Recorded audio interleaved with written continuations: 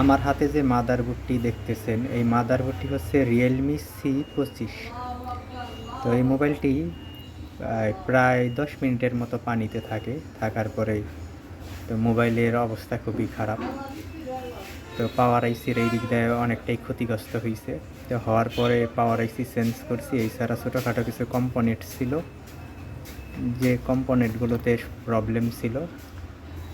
তো পরে আমরা এই পাওয়ার আইসিটি চেঞ্জ করছি। তো চেঞ্জ করার পরে এখানে আমরা ওই ছোটো ছোটো যে কম্পোনেন্টগুলো আছে এখানে, তো আমরা সেই পার্টসগুলো চেঞ্জ করে দিছি। তো চেঞ্জ করার পরে কিন্তু আমাদের মোবাইলটি এখন সম্পূর্ণ মানে এখানে ভোল্টেজের যে মানগুলো আছে এগুলো সবই ঠিক আছে। তো আমরা এখন এই ফোনটি চালু করে দেখব যে আমাদের ফোনটি সম্পূর্ণ কমপ্লিট হয়েছে কিনা বা সেটটি চালু হয় কিনা। দেখতেই পাচ্ছেন আমাদের ফোনটি কিন্তু ওপেন হয়েছে।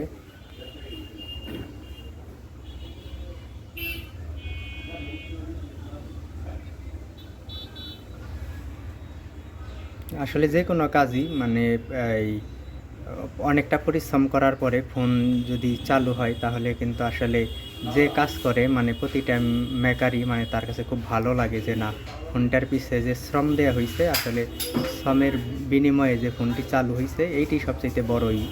কিন্তু অনেক মোবাইল আছে আপনি সারাদিন খাটলেন কিন্তু ফোনটি চালু হইল না, সেই ক্ষেত্রে অনেক খারাপ লাগে। দেখতেই পাচ্ছেন আমাদের ফোনটি কিন্তু চালু হয়ে গেছে, টাচও কাজ করতেছে।